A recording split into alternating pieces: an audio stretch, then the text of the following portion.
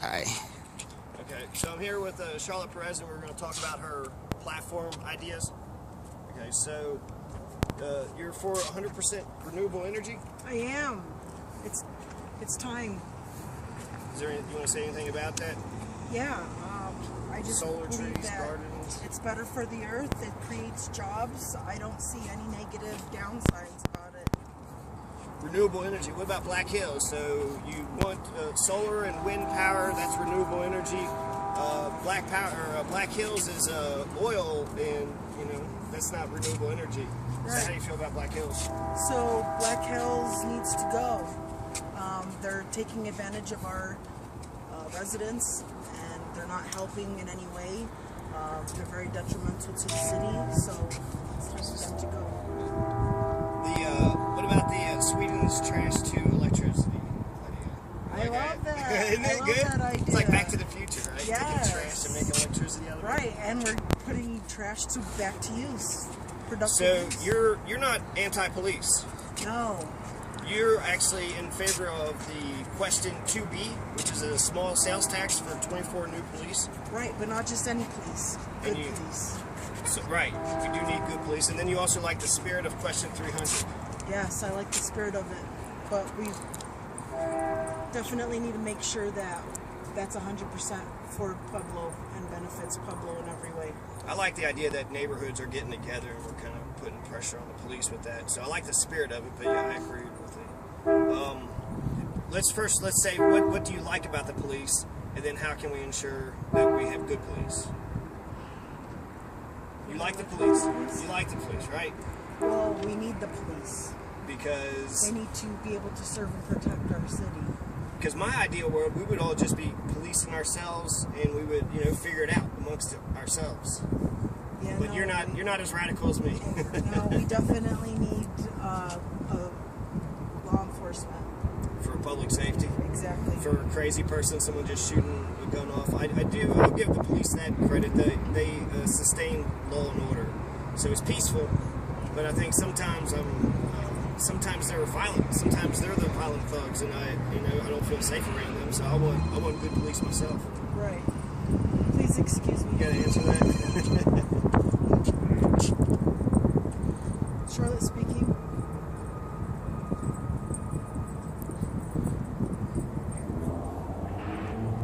Yeah.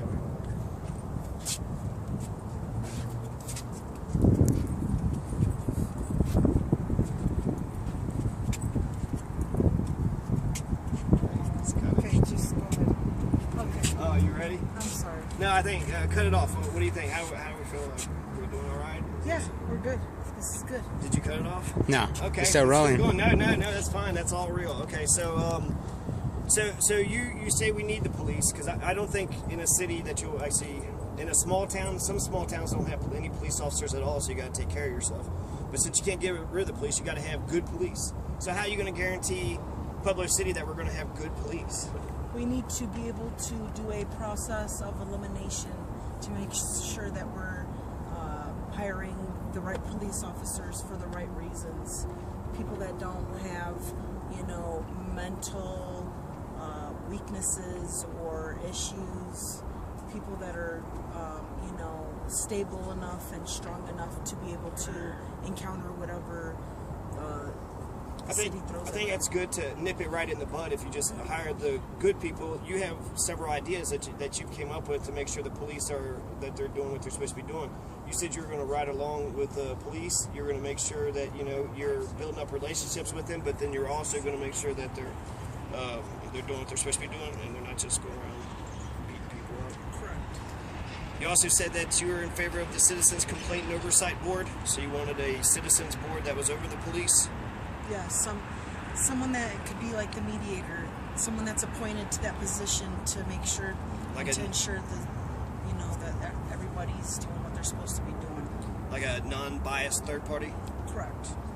Then this idea I really liked. That you said you were going to take any and all necessary action against any and all the crimes that are committed by the police. So you don't see the police as being above the law, but they have to live by the same rules as everybody else? Yes, because I feel like they are not above anybody else in the society.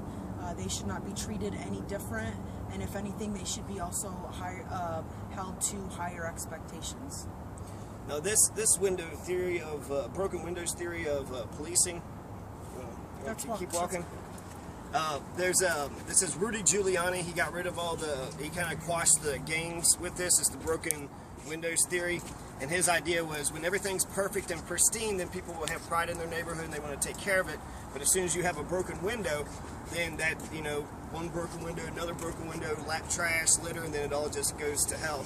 So you're in favor of that theory, the broken windows theory of policing, not just for the police and making sure that it's a good neighborhood, but you want to keep this place clean because of jobs. You're saying that you wanted for economic reasons. Yes, I believe if we get it to where we want it and we keep up on it, we won't fall so far behind and we won't get overwhelmed, and it'll be easier to maintain, and it will probably encourage people to maintain what we've worked so hard to jobs. accomplish. In order to live in America, you got to have a job, or you'll just be living on the street. So right? It'd probably encourage more businesses to come in here if they saw a if it all looked like the Riverwalk. If our entire city looked like the Riverwalk, take a look at the Riverwalk. Yes. It would be wonderful. There would probably be all the businesses would want to come here if it all looked this good. One day it will. Yeah, so that's essentially your goal, though, to kind of clean it up, get it all to look like this, so the businesses come in, bring those jobs, and then helps out the people. Yes. So you don't just want to tackle poverty, but you also want to tackle homelessness. Yes. You have some ideas with homelessness, contour, crafting, building cheap housing, and taking over the abandoned buildings from the irresponsible absentee landlords. Yes. So you're in favor of that. Would you like to expand on that? Yeah, not just the houses, but also the local buildings that have abandoned businesses and abandoned owners as well. Those could be also utilized. I'm gonna walk faster. That's all right. It's all good. Okay. So, okay, let's see. We got solar trees. We got, what about the streets and alleys? Dedicating streets and alleys with the names of those who have departed, the innocents who have fallen. That's a good idea. I would like to ensure that our alleys are safe for elder people when they're throwing their trash, and to ensure the wrong people aren't in those alleys for, other reasons. So I'm definitely for the safety. Whatever can ensure the safety of Pueblo people, I'm for it. The safety is important, but I guess it's just about Ricky Muniz. Ricky Muniz got shot right behind my house. And there was somebody was spray painting graffiti on the building. He comes out and he says, "Stop doing it." Bam, bam. Yeah. He gets shot. He's dead. And so why not put that alley, the Ricky Muniz alley? And so now we've got his name on there. His name is going to live forever. And it's kind of it's a tragedy. So so I'm not trying to spread a bunch of bad stuff, but it's just that it's something we need to remember. Right. Yeah, were they graffitiing? What? Were they graffitiing behind there? Was he graffitiing? That's why he got shot. The old man came out. I heard about that. Yeah, it happened 2 years ago. So, and then you're no stranger to the struggle. No, I'm not. I'm Pueblo through and through. My family was traveled here from Mexico with Pancho Villa and settled in Bessemer. And then on my other side, I'm Chiricahua Apache, and I'm the last bloodline of Geronimo. I have a huge family on both sides. I'm related to half of Pueblo, and we're all related one way or another. I do not work at a nice office, and I do not go to a nice home with a nice neighborhood like the rest of them. So you're I regular, am from average, the south side. Yeah. I'm having a hard time making sure that I have enough income to be able to support myself and my dreams and goals in life. Would you define yourself as working class, middle class, poor? I would say I'm poor, because even though I have, I'm a top producing marketer in marketing, and I'm an activist and this and that, unfortunately Pueblo cannot accommodate my choice of career. So it is a bit of a struggle. So I know that if I'm having a hard time getting a job here, being a successful top producing marketer, I can only imagine how hard it is for anybody else to come to Pueblo, or that has been here in Pueblo, to find a job that will pay them enough to where they're barely getting by and wasting their life at some minimum wage job, hating their job, doing it to the bare Pay a minimum, landlord just to to pay go a get a landlord. minimum Exactly. wage, help that boss, and then to pay the landlord. Exactly. Meanwhile, you have nothing at the end of the month. Exactly, and that's why I would like to clean up Pueblo and turn it into a model city, so that way, businesses can say, hey, Pueblo really turned itself around. Let's give them a chance, and I'm hoping that would encourage people to want to bring their businesses here and give us a chance. I really like the Wi-Fi idea that you had too. Right now I'm paying, Wi-Fi idea. We had, let's see, I pay about $50-$60 a month for Wi-Fi. Minneapolis, they got public municipal Wi-Fi, and now they pay about $10 a month. So that would save $50 for me and probably anybody else. And then I think about the poor who don't even have internet. And it's such a vital resource to apply for jobs, to get information, to get news, to read about Charlotte Perez's candidacy, etc. Right, and honestly, that was not my idea. That was another candidate's idea. Yeah, I like this. Just stand right here with this. With a little duck first. But that was not my idea. Hey. But that was another candidate's idea. But I do agree with the idea. It's a good idea. It would be able to provide internet access for the people that don't have cars to get to and from places. They could be able to put more applications, and it'd give them more opportunity to be able to